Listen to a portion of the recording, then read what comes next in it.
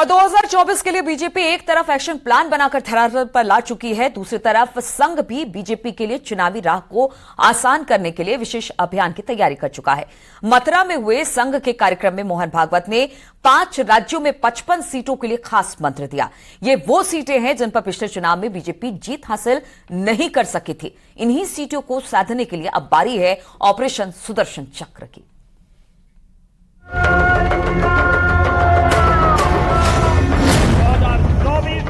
एक बार फिर से प्रधानमंत्री मोदी जी की लीडरशिप में एनडीए की पूर्ण बहुमत की सरकार बने। 2024 की लड़ाई के लिए सियासी चढ़ाई की तैयारियों की शुरुआत हो चुकी है। बीजेपी ने मिशन 80 के लिए न सिर्फ स्पेशल प्लान तैयार किया है, बल्कि दिग्गज नेता इस प्लान को धरातल पर उतारना भी शुरू कर चुके हैं। प्रधानमंत्री मोदी की वैश्विक छवि से लेकर सीएम योगी आदित्यनाथ के सुशासन की नीति इस प्लान को सफल बनाने का सबसे अहम फैक्टर होगा। वहीं राष्ट्रीय स्वयंसेवक संघ ने भी बीजेपी की राह को आसान बनाने की खातिर कार्य योजना पर काम करना शुरू कर दिया है और इसके लिए शुरू किया गया है ऑपरेशन सुदर्शन चक्र। भारतीय जनता पार्टी को एक बार फिर सत्ता के शिखर तक पहुंचाने के लिए आरएसएस ने कमर कस ली है। बताया जा रहा है संघ प्रमुख मोहन भागवत ने पिछले दिनों वृंदावन प्रवास के दौरान अपने पदाधिकारी और कार्यकर्ताओं को साफ संदेश दिया है कि जिन सीटों पर भारतीय जनता पार्टी को 2019 में हार का सामना करना पड़ा था, उन पर जीत किस तरीके से दर्ज होगी, उसका साफ संदेश उन्होंने दिया है। मथुरा में आरएसएस की 2 दिनों की संगठन बैठक में 5 प्रदेशों की 55 सीटों के लिए स्पेशल प्लान तैयार किया गया। संघ के पूर्वी और पश्चिमी क्षेत्रों के पदाधिकारियों को इस प्लान को धरातल पर उतारने की भी जिम्मेदारी दी गई और संघ प्रमुख मोहन भागवत ने न सिर्फ संगठन को मजबूत करने की मुहिम तेज करने के निर्देश दिए हैं, बल्कि आम आदमी तक भरोसा कायम करने की नीति पर काम करने को भी कहा है। बताया जा रहा है कि ऑपरेशन सुदर्शन चक्र के माध्यम से इन सीटों पर विजय हासिल की जाएगी। साथ ही ऑपरेशन सुदर्शन चक्र के तहत जो ब्रज क्षेत्र की करीब से जुड़ी हुई करीब 55 ऐसी सीटें हैं जिनका असर सीधा जो है ब्रज क्षेत्र से पड़ता है। संघ के मंथन में राम मंदिर निर्माण को लेकर हर जानकारी लोगों तक पहुंचाने के निर्देश दिए गए। साथ ही बैठक में श्री कृष्ण जन्मभूमि के मुद्दे पर भी चर्चा हुई और बैठक में साफ संदेश दिया गया कि अयोध्या और काशी के मुद्दे के बाद में अब श्री कृष्ण जन्मभूमि के विवाद पर भी फोकस किया जाए और इसे जन आंदोलन की तरफ मोड़ा जाए।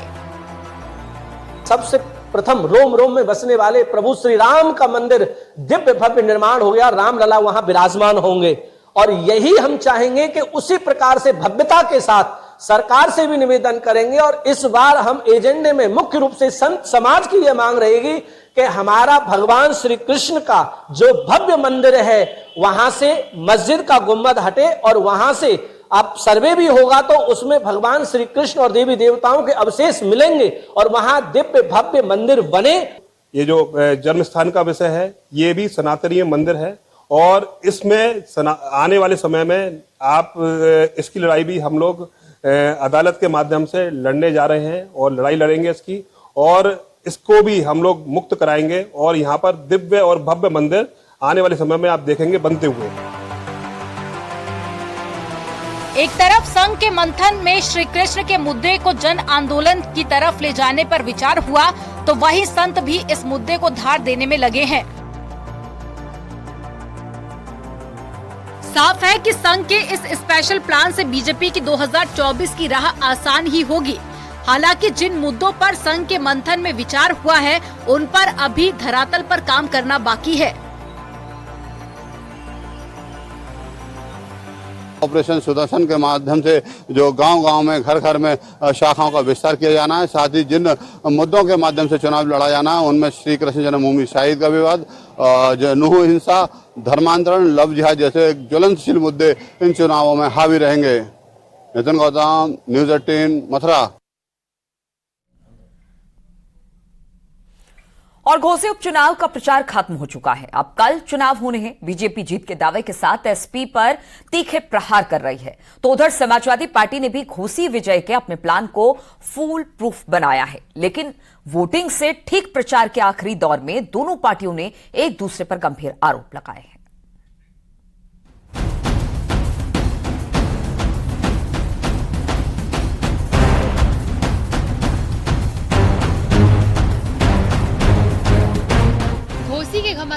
चुनावी प्रचार के आखिरी दिन भी वार पलटवार का दौर तेज रहा। भारतीय जनता पार्टी की तरफ से समाजवादी पार्टी पर गंभीर आरोप लगाए गए हैं। डिप्टी सीएम ब्रजेश पाठक ने एसपी पर न सिर्फ हिंसा की प्लानिंग के आरोप जड़ दिए, बल्कि कहा कि बूथ भी लूटे जा सकते हैं। साथ ही उन्होंने निर्वाचन अधिकारी से पूरे मामले की जांच की मांग भी कर दी। कुर्थी जाफरपुर एक पुलिस चौकी है, उसके एक आरक्षी को फोन करके धमकाया, कहा कि समाजवादी पार्टी के पक्ष में आप काम नहीं कर रहे हो, आप यादव समाज से हो और तुम्हारा जो चौकी इंचार्ज जो दलित समाज से है, कहा कि चौकी इंचार्ज जो सरोज हैं उनको आकर के हम जूते से पीटेंगे और धमकाने का काम किया। समाजवादी पार्टी पूरी तरह से अराजकता पर, गुंडई पर उतर आई है। अपनी हार से बौखला करके समाजवादी पार्टी किसी भी प्रकार के वायलेंस को कर सकती है चुनाव में। हम आज निर्वाचन आयोग में अपने पार्टी के पदाधिकारियों के माध्यम से एक शिकायत दर्ज कराने जा रहे हैं कि निर्वाचन आयोग संज्ञान ले जो कुकृत्य समाजवादी पार्टी के प्रत्याशी के पुत्र द्वारा किया गया है। पुलिस प्रशासन को खुलेआम धमकी दी गई है, जूते से मारने की धमकी दी गई है और कहा गया है कि हम तुम्हें सस्पेंड करा देंगे। जानते नहीं हो कि हम सुधाकर सिंह के बेटे हैं, सुधाकर सिंह चुनाव लड़ रहे हैं। वहीं बीजेपी के आरोपों पर समाजवादी पार्टी की तरफ से भी तीखा पलटवार किया गया। घोसी में समाजवादी पार्टी के कार्यकर्ताओं के घर पहुंचे शिवपाल यादव ने ब्रजेश पाठक के आरोपों को खारिज कर दिया। साथ ही जानबूझकर समाजवादी पार्टी कार्यकर्ताओं को येलो और रेड कार्ड दिए जाने के आरोप भी लगाए। शिवपाल यादव ने ये भी कहा कि इसकी शिकायत एसपी चुनाव आयोग से करेगी। मैंने जितने यहाँ कार्ड अभी देखे हैं और जितने भी है, किसी के एक भी मुकदमा नहीं है, तभी लाल कार्ड पीला कार्ड दे दिए गए हैं। केवल भारतीय जनता पार्टी के दबाव में यहाँ का एसएचओ घोसी का और गोपागंज का, इन लोगों ने प्रशासन के दबाव में और खासकर भारतीय जनता पार्टी के दबाव, कुछ अधिकारी हैं कुछ उनके दबाव में, तो हमने बात करी है, वह अधिकारियों से बात करी, आश्वासन दिया है, बिल्कुल शांत तरीके से हम चाहते हैं। वहीं डिप्टी सीएम केशव प्रसाद मौर्य ने साफ कर दिया कि घोसी के चुनाव में समाजवादी पार्टी पहले ही हार मान चुकी है, इसीलिए उसके नेता ऐसा बर्ताव कर रहे हैं। 5 तारीख को भाजपा गठबंधन के प्रत्याशी श्री दारा सिंह चौहान जी को भारी समर्थन मिल रहा है और 8 सितंबर को जब वोटों की गिनती होगी तो घोसी में कमल का फूल खिलेगा, जो सुशासन का प्रतीक होगा, विकास का प्रतीक होगा और गुंडागर्दी का जो अंत 2014 में उत्तर प्रदेश की जनता ने किया, फिर 17 में किया, फिर 19 में किया, फिर 22 में कर दिया, वो 23 में भी करके 2024 का शंखनाद करेगी। 2024 में यूपी में 80 की 80 लोकसभा जीतेंगे और उसकी शुरुआत घोसी विधानसभा से हो रही। घोसी का जनादेश 2024 के लिए संदेश होगा, ये साफ है, लेकिन इस संदेश में किस पार्टी के लिए क्या होगा, ये नतीजों के बाद ही साफ हो सकेगा। हालांकि चुनाव प्रचार की शुरुआत से लेकर आखिरी दौर तक चली तीखी फाइट से साफ है कि मुकाबला दिलचस्प है। Bureau report, news 18। और रुकेंगे यहाँ पर छोटे से ब्रेक के लिए, बहुत जल्द हाजिर होते हैं। आप देख रहे हैं न्यूज़ 18 उत्तर प्रदेश उत्तराखंड।